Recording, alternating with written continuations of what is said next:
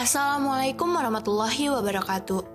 Halo sahabat kanal PDA Islam, kembali bersama kanal PDA Islam dalam kisah sahabat Nabi.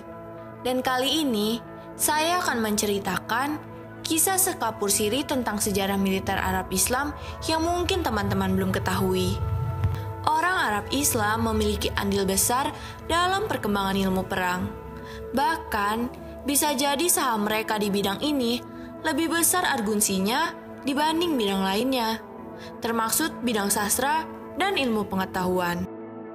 Padahal kita tahu, bangsa Arab Islam adalah bagian dari rantai ketersambungan ilmu dalam peradaban dunia. Orang-orang Barat banyak mengambil ilmu dari umat Islam. Namun, dalam seni perang, sumbangsi peradaban kaum muslimin tak kalah besar perannya. Karena umat Islam mengubah citra perang bukan semata-mata sebagai ajang saling bunuh, tapi ada nilai-nilai humanis, ada nilai kasih sayang kepada tawanan, dan lain-lain. Karena faktor kemanusiaan inilah bisa jadi sumbangsi umat Islam dalam ilmu perang lebih urgent dibanding sumbangsi besar mereka di bidang lainnya. Seni perang modern. Seni atau teknik perang adalah kumpulan pengetahuan yang berkaitan dengan konflik bersenjata. Tujuannya adalah untuk mewujudkan sesuatu yang gagal dicapai dengan cara damai. Dan seni perang ini meliputi 3 hal. Yang pertama, strategi berperang. Yang kedua, seni operasi perang. Dan yang ketiga adalah taktik. Menentukan pasukan inti dan di mana mereka ditempatkan dalam pertempuran. Setelah strategi perang ditetapkan, maka selanjutnya adalah bagaimana mengoperasikannya di medan pertempuran. Metode seperti apa yang digunakan untuk memaksimalkan pasukan utama. Kemudian, masing-masing kelompok pasukan dikoordinasikan untuk mencapai tujuan yang sama. Apakah cukup satu batalion yang bergerak atau melibatkan banyak batalion? Sejarah perkembangan militer Arab Islam. Sebagaimana disampaikan dari awal, bangsa Arab Muslim memiliki andil yang sangat besar dalam perkembangan ilmu perang. Bagaimana tidak, lihatlah sejarah penaklukannya yang dilakukan Arab Muslim. Mereka memulainya 13 Hijriah atau 634 Masehi, tidak sampai 100 tahun dari situ. Mereka menghadapi peperangan yang berat, namun mereka mampu memecahkan masalah militer tersebut dalam waktu singkat. Sehingga banyak kemenangan diraih, strategi operasi militer pun dapat diwujudkan, dan tujuan peperangan dapat dicapai.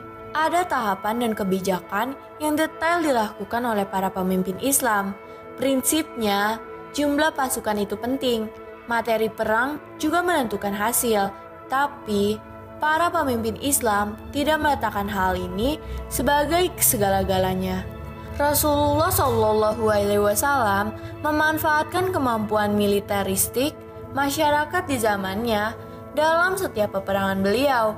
Beliau mengarahkan semua kekuatan dan potensi yang dimiliki para sahabatnya dalam peperangan. Saat Rasulullah SAW digantikan oleh Abu Bakar Asy-Syiddiq radhiyallahu anhu, terjadi pemurtadan dengan segala yang cukup besar, sehingga ia disibukkan dengan hal ini di masa awal kepemimpinannya.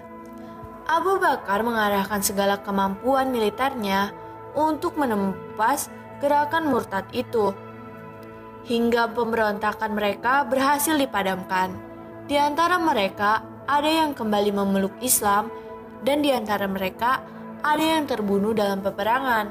Setelah menghadapi fase ini, barulah Abu Bakar melangkah untuk ekspansif, terutama di wilayah timur dan utara negeri Islam.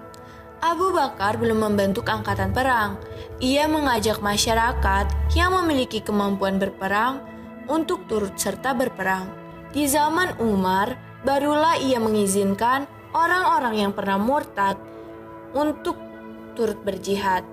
Namun, mereka tidak diizinkan menduduki wilayah strategis dalam pasukan. Awalnya, pasukan Umar juga adalah sukarelawan. Setiap masyarakat Islam, suka dan ras apapun, diizinkan untuk turun dalam aksi militer. Pasukan Islam pun semakin besar jumlahnya. Bahkan, di antara orang-orang non-Arab pun menyandang status sebagai panglima perang. Seperti Tharik bin Ziyad, namun Bani Umayyah tetap menetapkan menunjuk puncak pimpinan pasukan adalah orang-orang Arab. Demikianlah kisah sekapur siri tentang sejarah militer Arab Islam. Wassalamualaikum warahmatullahi wabarakatuh.